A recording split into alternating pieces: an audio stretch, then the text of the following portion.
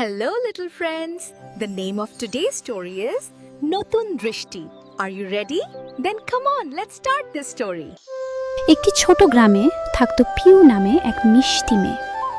পিউ সব সময় খুশি থাকতো, কিন্তু আজ তার খুব মন খারাপ।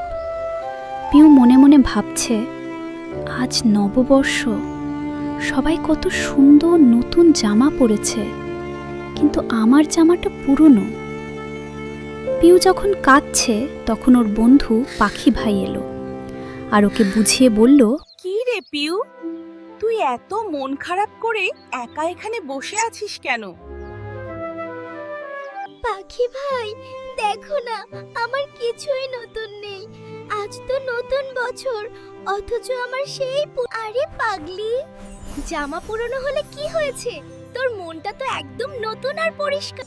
আজ তুই মন খুলে হাসবি, সবাইকে ভালোবাসবি, সেটাই তো সবচেয়ে বড় নতুন শুরু। তুমি ঠিক বলেছো পাখি ভাই, নতুন জামার চেয়েও আমার হাসিটা বেশি দামি। সেদিন পিউ বুঝল, নতুন বছর মানে শুধু নতুন পোশাক নয়, নতুন আশা আর এক বুক ভালোবাসা। শুভ নববর্ষ।